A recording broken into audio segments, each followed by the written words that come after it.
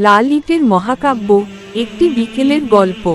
বিকেল গড়িয়ে সূর্যটা যখন স্মৃতিসৌধের 7টি মিনারের ঠিক পেছনে গিয়ে দাঁড়ালো, তখন চারপাশটা এক মায়াবী রূপ ধারণ করেছে। নবীনগরের এই বিশাল চত্বরে তখন হাজারো মানুষের মেলা। কেউ এসেছেন শহর থেকে একটু বুক ভরে নিঃশ্বাস নিতে, কেউ এসেছেন ইতিহাসের ঘ্রাণ নিতে, আবার কেউ হয়তো নিছক ঘুরতে। আগন্তুকদের ভিড়। স্মৃতিসৌধের প্রধান ফটক দিয়ে ঢুকতেই চোখে পড়ে একদল স্কুল পড়ুয়া কিশোর কিশোরী। তাদের কাঁধে ব্যাগ, হাতে ডায়েরি। তাদের গাইড শিক্ষক বারবার বলছেন, আগে জায়গাটার গাম্ভীর্য বোঝো, তারপর ছবি তোলো। কিন্তু তারুণ্যের উচ্ছ্বাস কি আর অত সহজে থামে? তারা তখন মিনারগুলোর জ্যামিতিক কারুকাজ দেখে মুগ্ধ। তাদের পাশেই এক বৃদ্ধ দম্পতি ধীর পায়ে হেঁটে চলছেন। ভদ্রলোকের পরনে ধবধবে সাদা পাঞ্জাবি। তিনি বারবার চশমা মুছে কৃত্রিম লেকের টলটলে পানির দিকে তাকাচ্ছেন। তার চোখ দুটো যেন এই আধুনিক নবীনগর ছাপিয়ে সেই 1971 সালের কোনো এক উত্তাল দিনে চলে গেছে। 2 মিনারের 7টি স্তর। ভিড়ের মধ্যে থেকে একজন পর্যটক তার বন্ধুকে জিজ্ঞেস করলেন, আচ্ছা, এই 7টি মিনার কেন? 8টা বা 6টা হতে পারত না? পাশ থেকে এক গাইড মুচকি হেসে এগিয়ে এলেন। তিনি পর্যটকদের বুঝিয়ে বললেন যে 1952 থেকে 1971 আমাদের স্বাধীনতার ইতিহাসের 7টি প্রধান আন্দোলনকে এই 7টি মিনার ধারণ করে আছে। ভাষা আন্দোলন থেকে শুরু করে 6 দফা, 69-এর গণ অভ্যুত্থান হয়ে আমাদের মহান বিজয়। পর্যটকরা মুহূর্তের জন্য থমকে দাঁড়ালো। যে স্থাপত্যকে তারা শুধু সুন্দর একটা স্থাপনা ভাবছিল, তা হঠাৎ করেই একটা জীবন্ত ইতিহাস হয়ে তাদের সামনে ধরা দিল। 3 গণকবর আর নীরবতা। মিনারগুলোর পাদদেশে যে গণকবরগুলো রয়েছে, সেখানে পর্যটকদের কোলাহল একটু স্তিমিত হয়ে আসে।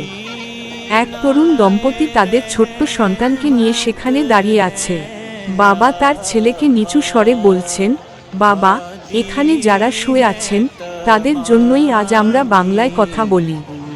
ছোট ছেলেটি হয়তো পুরোটা বুঝল না, কিন্তু সে তার বাবার হাতটা শক্ত করে ধরল। এখানে এসে পর্যটকরা আর পর্যটক থাকে না, তারা হয়ে ওঠে এক কৃতজ্ঞ জাতির অংশ। 4 রঙের খেলা আর সেলফি। সূর্য যখন ডুবু, তখন স্মৃতিসৌধের লাল ইটগুলো আগুনের মতো রাঙা হয়ে ওঠে।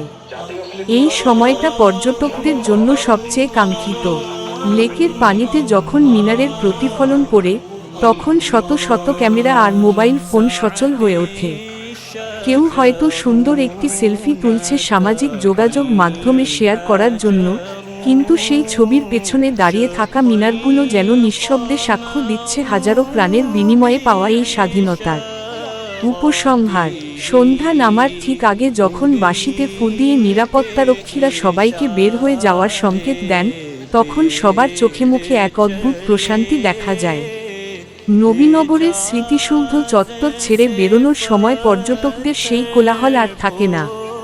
তারা সাথে করে নিয়ে যায় এক টুকরো ইতিহাস আর অনেকখানি দেশপ্রেম।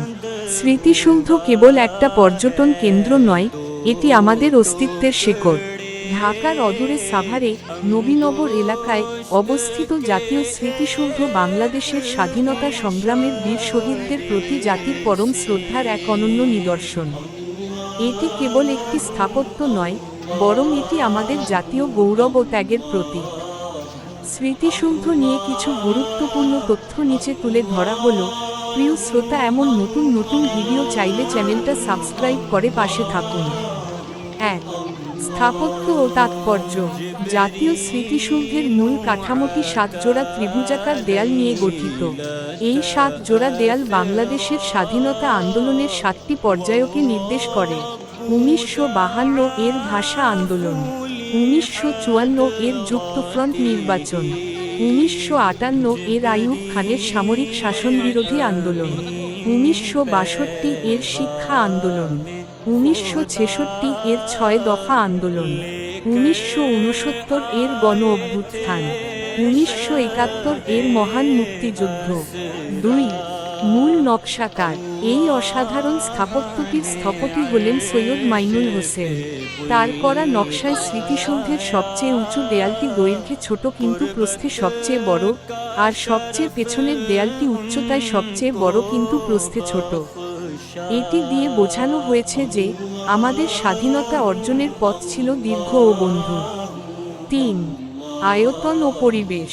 স্মৃতিসৌধ প্রাঙ্গণটি প্রায় ১০৮ একর জায়গা জুড়ে বিস্তৃত। এর মূল স্তম্ভের উচ্চতা প্রায় ১৫০ ফুট।